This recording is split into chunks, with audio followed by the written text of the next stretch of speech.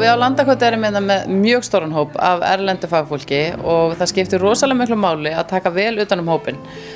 Við setjum mikla kröfur, við erum með öfluga endurhæfingarþjónustu fyrir aldraða og við verðum að gefa fólki þau verkfæri sem það þarf til þess að geta sinnt sínu starfi á sem faglegastan og bestan hátt.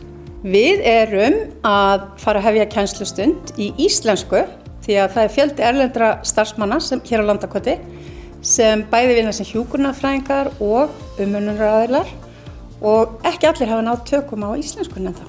Við erum að breyta svo til daglega því að við erum bara að læra. Það er engin teikning til af þessu. Ég ráðin inn sem íslensku kennari eða það var svona fyrsta heiti mitt en bara strax þá fór þetta í verkefnastjóri því að verkefnastjórastöðu vegna þess að það er svo mikið þarfagreining í kringum þetta og allskyns pælingar og þannig að þetta er ekki bara ég mæti hérna og kenni íslensku, það er miklu meira. Við erum að meta hvað er komið langt og bara svona að skoða ástandið, hvernig staðan er. Þau eru mjög áhugasöm.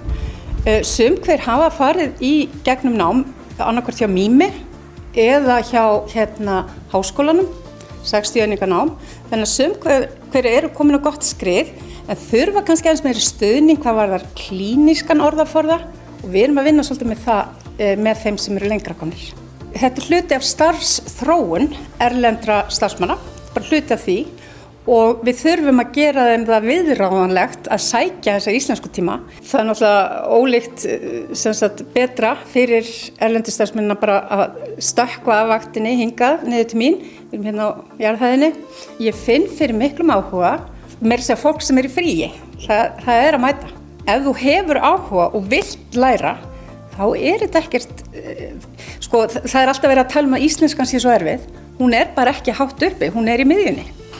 Og mér það er svona hálfgerð klisja að halda hún sig bara efst uppi, það er ekki alveg þannig. Að mér vitandi þá held ég að við séum fyrsta heilbrigðisstofnunin á Íslandi sem ræður beint íslenskukennara til þess að sinna tungumálakennslu.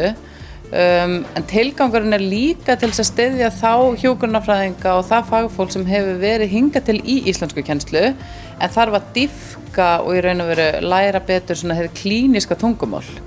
Taka flókin samtöl, erfiða fundi og svo framvegis.